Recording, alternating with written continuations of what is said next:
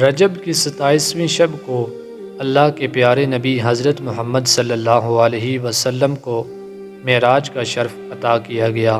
اگرچہ اس واقعے کے زمان کے بارے میں کئی روایات موجود ہیں، لیکن محققین کی تحقیق کے مطابق یہ واقعہ ہجرت سے 3 سال قبل پیش آیا۔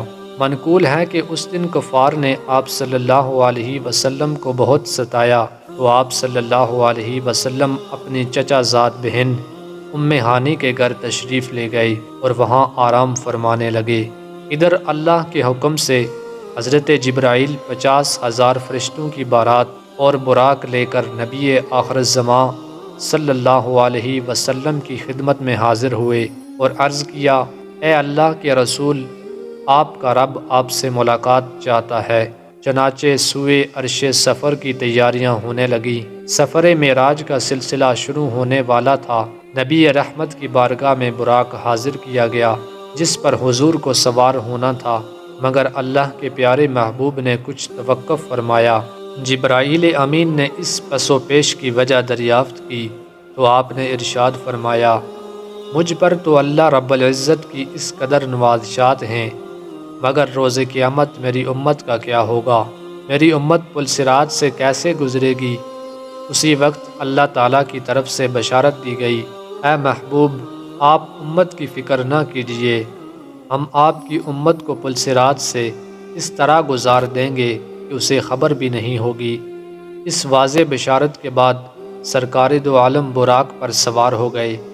جبرائیل امین نے رکاب تھامی، میکائیل نے لگام پکڑی، اسرافیل نے زین سنبھالی، جس کے ساتھ ہی 50,000 فرشتوں کے سلام کی صدا سے آسمان گونج اٹھے۔ حدیث میں آیا ہے، براق کی تیز رفتاری کا یہ عالم تھا کہ جہاں تک نظر کی حد تھی وہاں وہ قدم رکھتا تھا۔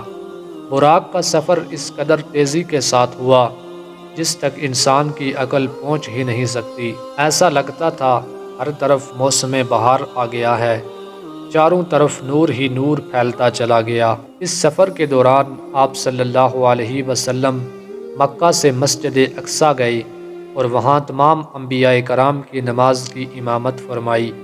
پھر آپ صلی اللہ علیہ وسلم آسمانوں میں اللہ تعالیٰ سے ملاقات کرنے تشریف لے گئے۔ وہاں اللہ تعالیٰ نے آپ صلی اللہ علیہ وسلم کو جنت اور دوزخ دکھائے۔ وہاں آپ کی ملاقات مختلف انبیاء کرام سے بھی ہوئی۔ اسی سفر میں نماز بھی فرض ہوئی۔ معراج جسمانی یا روحانی ایک اختلافی مسئلہ رہا ہے، مگر احادیث صحیحہ اور تفاسیر معتبرہ اس کی نشاندہی کرتی ہیں کہ معراج جسمانی تھی اور خدا کے رسول نے عرش سے عرش تک بلکہ کعبہ قوسین او ادنیٰ تک کی منزل اپنے اسی جسم نازنین کے ساتھ طے کی تھی۔ آج کی ویڈیو اگر آپ کو پسند آئے تو لائک کریں، اپنے دوستوں کے ساتھ شیئر کریں اور ہمارے چینل کو سبسکرائب کریں۔ ایک نئی اور خوبصورت ویڈیو کے ساتھ پھر حاضر ہوں گے، تب تک کے لیے اللہ حافظ۔